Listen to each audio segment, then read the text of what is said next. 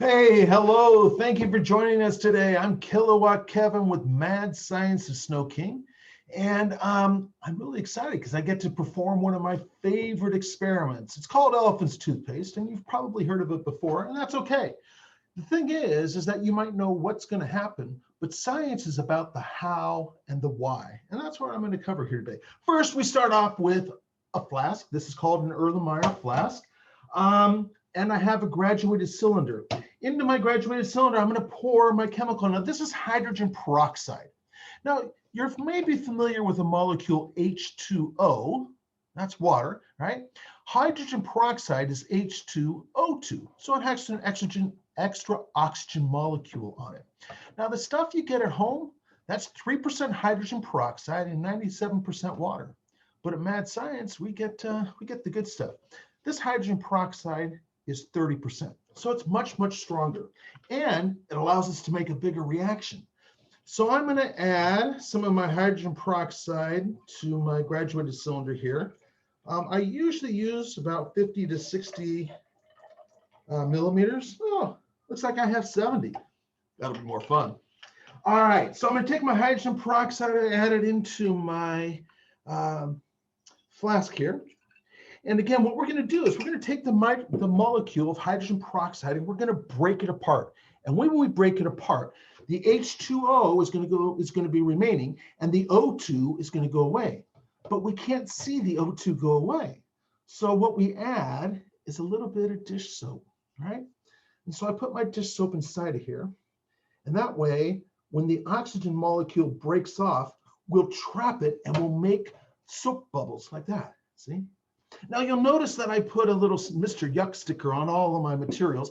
One of the things that we're sure to do when we do our Mad Science is we want to talk about safety because we want kids to be safe. And we also remind them that chemistry doesn't mean just going around taking a bunch of chemicals and mixing them together. We always talk about the safety behind it. So I have hydrogen peroxide, about 70 milliliters, and some dish soap. And you got to admit, that kind of looks bland, right? So I'm going to add a little bit of food coloring because that makes it look cooler. And who doesn't want to see something that looks a little bit cooler? So I'll just add a little bit of food coloring in here like that. There we go. Now, in order to break this molecule apart, I need a catalyst. You see, hydrogen peroxide on its own, it slowly loses that oxygen molecule over time, right? We're going to make it break apart even faster. In order to do that, we need to use a catalyst. So I'm using a catalyst called potassium iodide. Potassium iodide is going to break this molecule apart. We're going to end up with water and bubbles and a whole lot of them and heat. We're going to have a lot of heat. So right now, this is 66 degrees, right? So after I do my experiment, as it's going, I'll take another temperature reading. You can see it, but you'll be able to see for yourself because there'll be a tremendous amount of steam that comes flying off, okay? All right, shall we try it? I think we should. All right, dun, dun, dun, dun. Pour hydrogen peroxide, potassium iodide in there. It starts off a little bit slow, and then it builds up, and it starts to go out, and then it really starts to kick off right about here. Go ahead. Oh boy, it's going to spill over. Da, da, da. And look at that. Look at all that. All right, and let's get the temperature. 185 degrees. So it went from what, 65 to 185, 120 degree change as we broke that molecule apart. And now it looks like I've got cotton candy or a Smurf bath. Well, actually what I have is I have a bunch of bubbles. It's a bubble bath, but you wouldn't want to use this for a bubble bath because you can see that it's got this brown edge to it. That's the iodide. And the iodide turns things brown. So right now it's cooled down to about 138 degrees. So it's still a little bit warm. So while it's cooling down, let's talk a little bit about Mad Science camps. So this summer, we're doing virtual and in-person camps, okay? So I'm gonna tilt this up a little bit so I can stand up. Right now, we're still working with partner organizations, sorting out the whole in-person situation. And as we bring those on board, we'll be sure to add those to our website. Our website For camps specifically, we have a URL, which is www.madsciencecamps.com. And if you go there, that'll take you to our camp landing page, and you can learn all about our camps and stuff right there. We're going to be offering 5 different camps this year. Astro Innovators is a camp that we're putting together in collaboration with NASA. I'm a huge space geek, been paying a lot of attention to what's going on with Perseverance. Can't wait to see Ingenuity fly. But here's the thing.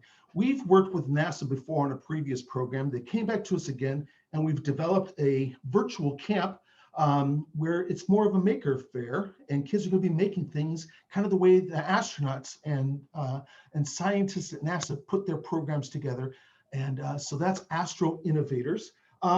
We're going to be doing our crazy Chemworks camp, and that's a chemistry camp. And we will be doing a version of Elephant's toothpaste, but obviously we're not going to be using or sending home 30% hydrogen peroxide, because that's a little strong. It'll burn you. It's not safe. So in addition to that, let's see. I wanted to talk about for our camps. Here's what we're doing. In addition, every week in advance of our camps, we send home a bag of supplies. Our camps have been completely redesigned for an online work. And so they use a lot of at-home supplies. So we send home a list of the supplies you're going to need for the camp, all right, for each day. I'm going to talk about Chemworks because that's what this bag is for. This is our Chemworks bag. I have 5 different bags, one for each day. And inside of it is all the different materials that kids are going to be using in addition to the at-home. Because you're probably not going to have a beaker, a pipette, and all those sort of things. So we send that sort of stuff home. So in our bag here, we have, let's see here. I have a bunch of vinyl gloves that we're going to be sending home, a graduated cylinder. There's a pipette inside of there. We have a flask. We have a beaker. I have a whole bunch of different cups that you're going to be using, and lids and a straw. And what we ask is at the end of the first day for our Crazy Chemworks camp, we ask the kids to go out and get a shoebox, and they're going to store all this material in there, and that'll be their chemistry kit, and they'll be able to use that all week long during our camp. So again, that's just for our Crazy Chemworks camp. Oh, I should show you one more thing. We also send home for Crazy Chemworks a journal. So as the kids are doing the experiments and the demonstrations, they're going to be able to take notes. So on the first day, we talked about beakers, flasks, and graduated cylinder, and how we can measure and how the differences are, and how we get more accurate measurements using a graduated cylinder, and why we don't use beakers to stir things. So that's that. Our other camps that we're going to be offering include Creative Contraptions. So Creative Contraptions is a camp where kids are stuck on a deserted island, and they have to come up with contraptions in order to survive. They'll be building a raft, they'll be building shelter, they'll be building all that sort of good stuff. So that's our Creative Contraptions. We have Spy Academy, we have our Super Science Sampler, and those are the 5 camps: Astro Innovators, Crazy Chemworks, Creative Contraptions, Spy Academy, and Super Science Sampler. Again, you can learn more about our camps by going to www.madsciencecamps.com. You should also know that in addition to doing camps, we do after-school programs. We've been doing virtual assembly shows. They're great.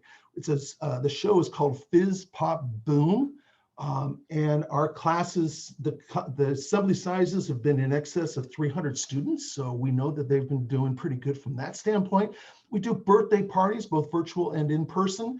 And we have after school programs, although that's kind of winding down right now because school's getting ready to close down. Well, the school season for after school programs is slowing down. But anyways, that's all that. So go to our website to learn more about our camps, www.madsciencecamps.com.